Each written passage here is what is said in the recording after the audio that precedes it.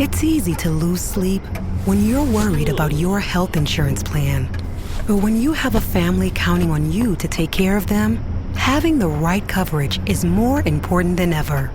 That's why Anthem Blue Cross and Blue Shield is here to help. With low to no cost plans for you and your family, so you never go it alone. That's our Anthem. Click to learn more.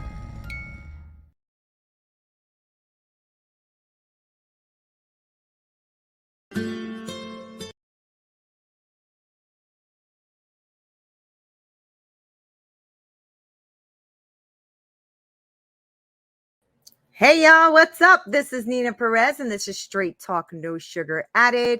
And you know that we are here to grow, challenge, and transform your thinking. And the way I do that is I find the best humans on the planet to bring them on here to discuss real life topics to help you transform and just really grow the way you think. So today I found for you Dr. Donna Chacko, and she is the author of the award-winning Pilgrimage, A Doctor's Healing Journey. She's a wife, a mother, and a grandma. I love being a grandma. It's the best thing ever. She practiced medicine for decades, first as a radiation oncologist and later as a family medicine doctor, caring for the poor in Washington, D.C. I love that. So she has now worked in ministry. She has founded Serenity and Health, and she speaks and offers programs and blogs to encourage the health of the body, the mind, and the spirit based on the foundation of faith. And I love all of that, Donna. I believe for me, as an adult, finding my faith was one of the most powerful things that has ever happened in my life. It transformed my mind.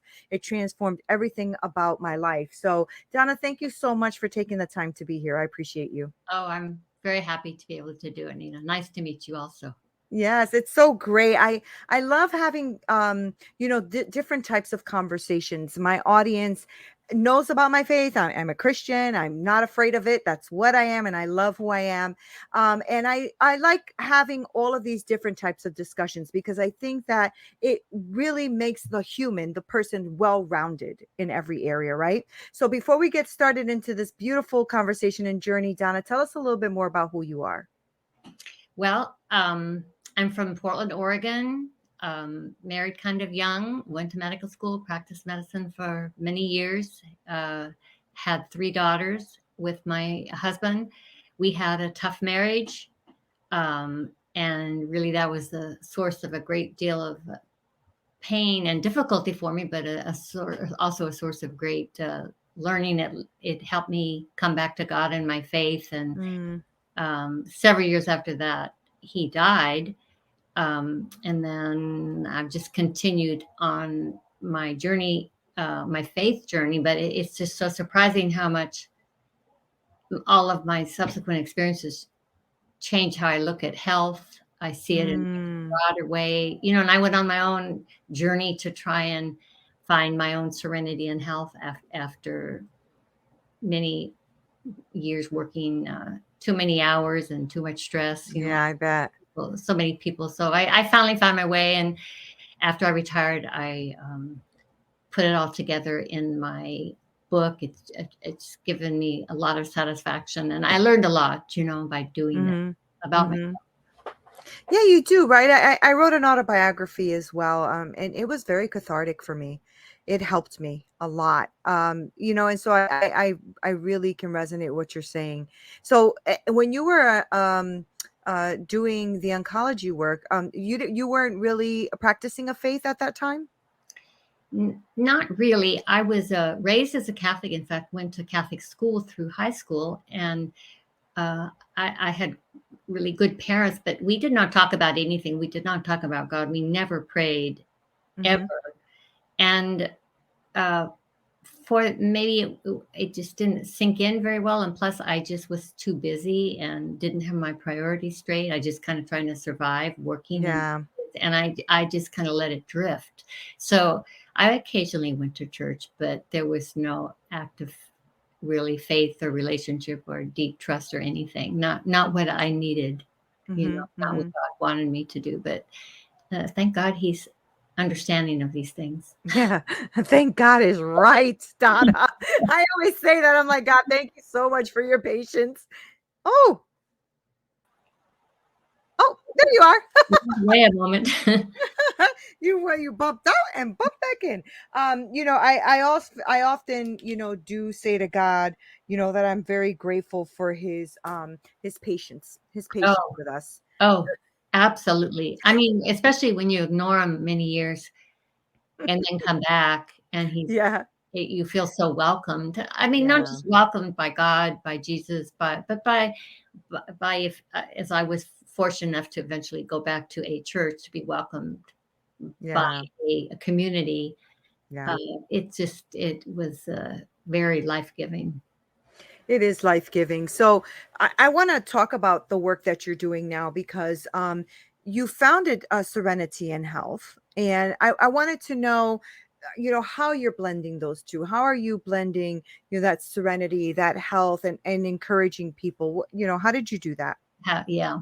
Well, it came from a lot from uh, it grew from my own experience because I had a lot of, I realized just stress and emotional junk and difficult relationship that I was dealing with. And, you're not in a place of serenity when you're doing Right. that. It's not healthy. It's so stressful. And that just devastates health, all kinds of stress, as most Hmm. people know, maybe, or maybe not, but it's doing it.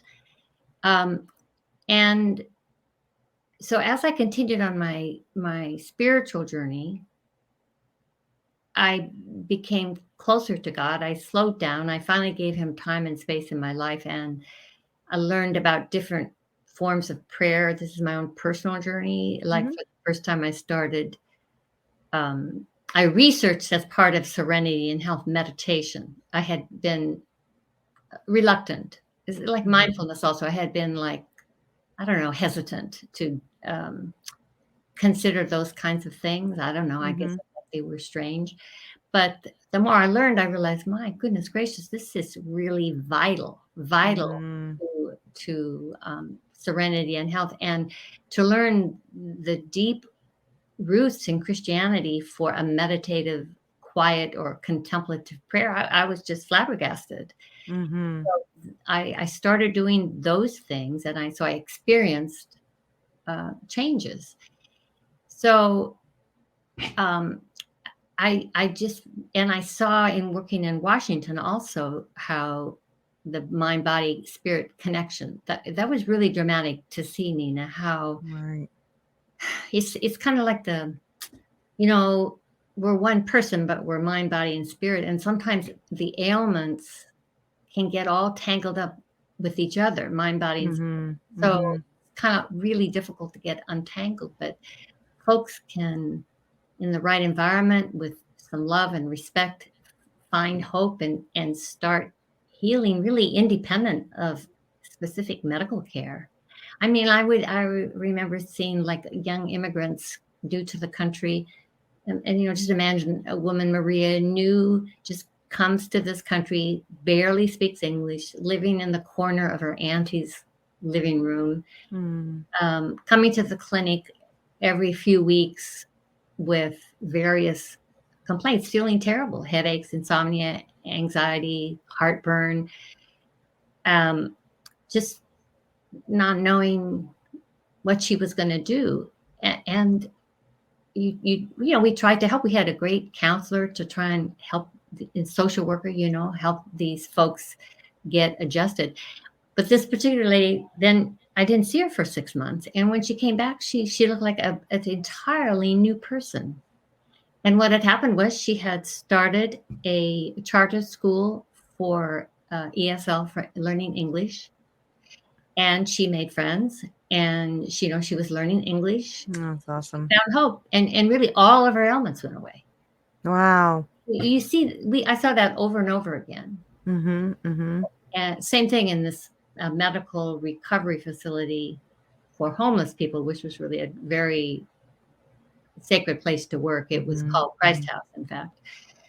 And these mostly men would come in off the streets or discharged from the hospital, but with no place to go to. So they would come to Christ House. And really, for some of them, like the first time they'd ever had like a clean, warm bed with sheets, and then somebody to treat them with love and respect. The staff was incredible, and they would start healing before they had any medical care. Yeah. And so I learned all these things, and then I just tried to put together a program to, and it started. It's a small program. I occasionally have groups at church or something like that. So it started off with a 6-week group of people who wanted to participate. If they were feeling, stuck in some way, just felt crummy, tired, anxious, the way we all are at some time.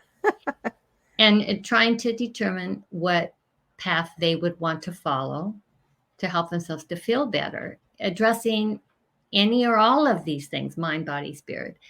And there was frequently a theme that one of the biggest problems was just stress, busy mind, worrying, anxious. And, this started pre-COVID. And of course, now it's much worse. And so in the programs, yes, in what I write and what I do, I talk about eating habits and exercise habits, but I talk a lot more about all the stuff in the mind, because, if your mind's all going a mile a minute and you're on the treadmill, you're not going to have much clarity or motivation. That's true. To fix your eating habits or your exercise habits. So spend a lot of time on trying to understand what a mindfulness would be, staying in the moment, so that we can calmly respond to a stressor instead of reacting. And learning about Christian meditation to try and again be more in the moment with God. And there's so much research about the science research about the changes in the brain from meditation. And it just, when I started thinking about health and faith, it was like, wow, that's so amazing, that we pray this type of prayer, to be close with our Lord. And then there's all these health benefits. Like that's like a bonus. Right. Isn't that amazing? That's so good. I love that, though. I love that you're putting the two together, because they are together, right? I think a lot of our, like you even pointed out, right, a lot of our ailments are from our mind, are from the stresses we add to our nervous system, to our body, that we don't realize. It's funny, because I was seeing a naturopath recently, because I have a couple of autoimmune conditions that are really, kicking my behind. And and she's like, so having any stress lately? Because it's all connected, right? It's all connected. So one of the things that I try to do purposefully, and I tell my kids to do as well, and my husband, is like, as soon as they start to get stressed, like you said, like your mind just keeps going, we unplug, we turn off the TV, the phone, we turn off, everything gets shut down, and we might play meditation music in the background so we could pray. And I think what the work you're doing is really, really important, right? Because a lot of us don't know how to be quiet in our minds, or we don't know how to focus. Maybe you don't have to be completely quiet, but maybe you can focus on a prayer, right. Focus on your breathing, instead of all of the stuff that we all have, Donna. We all have it, right? I'm sure that you have to do it too, Oh, absolutely. And it might not be a prayer in the traditional sense. It might be a walk in a forest, or a walk down your block, or a long bath, where you can quiet your mind. I mean, I've often thought, as I look back, because sometimes you look back and you go, I wonder what I could have done differently to avoid things, or and if I think about just one thing that I might have done differently, it would have been to prioritize some little time for reflection and time for me and time for God. And Otherwise, we're not mindful that we're stressed. We're not mindful that we're contributing to a crummy relationship. We don't even see our part. Right. We're not mindful that we're on this treadmill. Why are we, for what reasons again? Yeah. Because we just, it's hard. We carry all these balls. We just have to keep going or something will Yeah. fall. Yeah. Yeah, right. And it's even when you're saying that, I almost feel the exhaustion that comes from that, right? The exhaustion that comes from juggling these balls all the time and trying to what are we running for? What are we trying to win? Where are we going? And I think it's important, Donna, that we do pause for a second. And I believe in God. I very strongly believe in God because He has saved my life many times. So I strongly believe. And I've done my research, and I got into theology and all that great stuff because I enjoy it. I love it, and I love the relationship that it brings in my life. But this pause that you're doing, this serenity that you're doing, I think is something the world really, really needs, Donna, because we are running at a mile a minute. And now with social media and all that stuff, we don't pause. There is no pause. There's just swipe all the time. And I mean, how do we get that back? Or what would you tell someone that you're, working with, or somebody in your group? How do you think somebody should start? Like, what would be the first step for them? Well, this is kind of the cool thing, I think, because we're mind, body, and spirit. We can start anywhere we're called, and Mm, I think quiet time is really key and should be high on that list, if not the first. But maybe for some people, they are away from a faith and they don't have an active prayer life, but they feel all these crummy things we're talking about. mm-hmm. So maybe for them, it would be walking or some form of movement that they can accomplish with their body, because sometimes just starting small, a tiny step, if you have no exercise in your daily routine, you have to start slow, but set a small goal. Maybe you're just going to walk 1 block each morning, or maybe you're just going to have to do it on the weekend if you're too busy. Maybe you're going to go an Mm-hmm. hour walk every Saturday.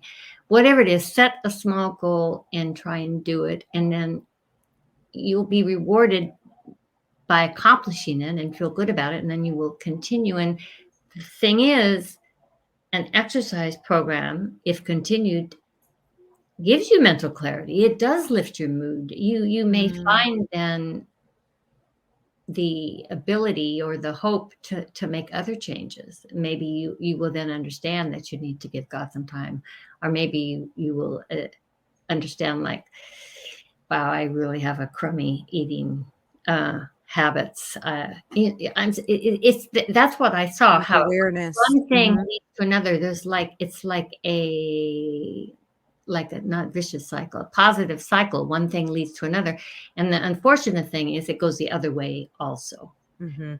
The negative cycle. So, like, and we're all familiar with this.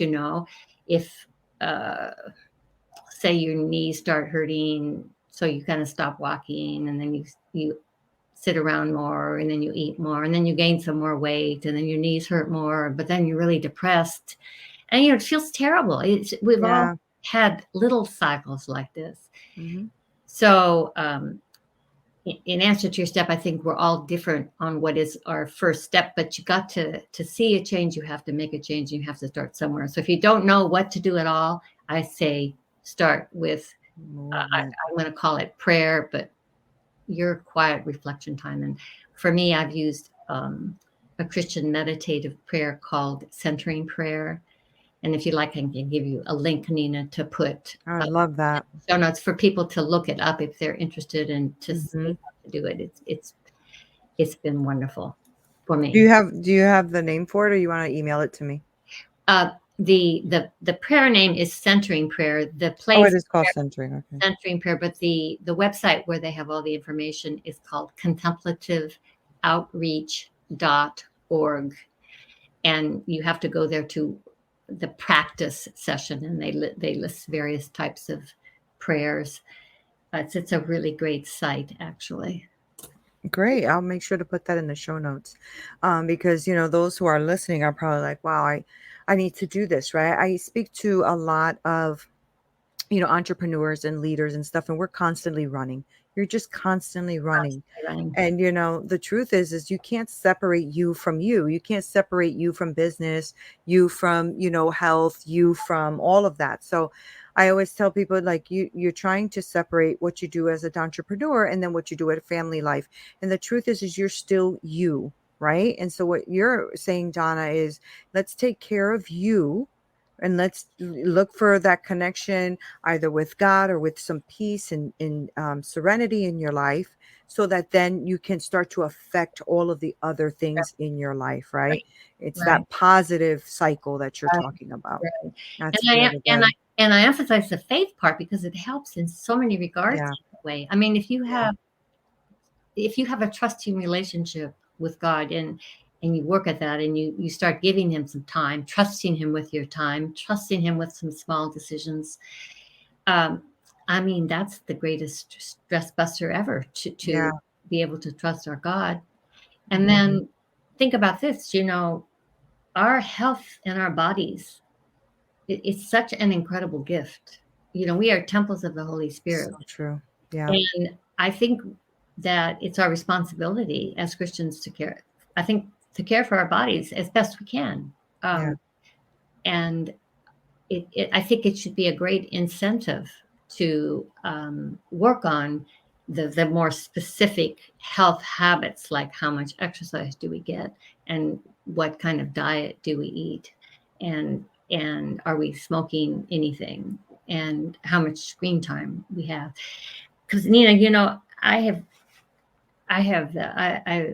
know for a fact, based on my own experience and what I have read, that 70% of chronic illness could be cured or improved by us changing how we live our lives and our habits. I believe that. And I believe that. that Yeah. way more patients that came to see me for those 15-minute visits. They had way more power over their health than I ever did. Yeah. I mean, Yeah. that's not true for the major things, of course. If there's cancer or, we need doctors, we need all the wonderful Right. technology we have. But chronic illness is rising in frequency in Yeah. the country, and I think God would be happy if we stepped up and worked at it a little bit. Yeah. We did. I mean, Yeah. no guarantees, of course. We're not Yeah. guaranteed a suffering-free life. That's for sure. That's for sure. But you know what, Donna? It's funny because it's true. Like, chronic illness is on a rise, but so is mental illness. Oh, yes. Right. So Yes, there's like a big link there, isn't absolutely. there? Yeah. Because Absolutely. even as you said that, I'm like, oh, and so is mental illness, because like you said, right, it's about that serenity piece. It's about that connection piece. It's about that peace, Mhm. that being intentional about what it is that you want to bring to your life. Mhm. I agree with all of that. I mean, what I know when I am not in a very good physical space in my life is because I'm not in a good mental space in my life. And so, I'm definitely changed things around, and I'm definitely, on the right track, but it is not an easy thing, but it is a necessity, Right. right? Because it's actually also not an easy thing to constantly be ill, to constantly have chronic illness, right? What the issue is that we get used to our body feeling that way, feeling ill, feeling sick, feeling like, down or depressed, or we get used to that, and it starts to become the cycle that we do, even if it's vicious, Right. right? So Right. I like what you said before, because you said, even if you go for a walk, even if you just stay quiet for a second, because I believe also that first step is movement, right? So even when I don't feel like it, and Donna, there are days that I just don't feel like it, okay? But I'll do it anyway, right? So I'll say to myself, okay, Neen, so you're going to sit here and then feel bad because you didn't go when you had a chance, or you're going to get your behind up and you're going to go, right? Right. So then I go, because that's the choice I have to make in Choice, order to feel better. I choice, agree with you. choice, and intention are terribly big and little steps. But you know what? I do want to mention one thing, because I don't want anybody to think that they are unhealthy or suffering because they're not doing it right in terms of their Right. faith. They're not praying right. They're not praying Right. enough. God doesn't like them, or they're Yeah, I don't think you ever said that. enough. We have enough Hmm. guilt and problems in this world, and this is no prosperity type gospel where you're guaranteed health and Right. vigor forever if you Right. only I wish. exercise right. It doesn't work like that, Does not. and and and these changes are difficult. The lifestyle changes, habit changes. We have what I learned on my journey was I was driven in several ways from the time I was a child to live a certain way that wasn't always good for me or my family. But I didn't even know that I was driven that way, like to work, for Hmm. example. Um, Hmm. and maybe if I had slowed down a little bit, I might have realized. But the point being, it's not easy. And it's Right. a step-by-step approach. It may happen when you're 20. It may happen when you're older. I am started to figure things out a bit better when I got a lot older. I have a long ways to go, but it's real comfortable, by the way, knowing at least I know my path now and my direction Yeah. and my guide, and it's Yeah. life is a lot simpler in that respect. And I really appreciate my faith for that. And that's another health benefit because when you have a purpose in life and you're a satisfaction that you're doing what you're supposed to be doing, that those sorts of things add what's called resilience. And that Yeah. means we can adapt to stressors. And if you have less reaction to stressors, you're healthier. So once again, you see how faith contributes to health and Yeah. serenity for sure. I love that. I love that so much, Donna. I'm so grateful for you to come on here and share all of these beautiful nuggets of wisdom with my people, with me.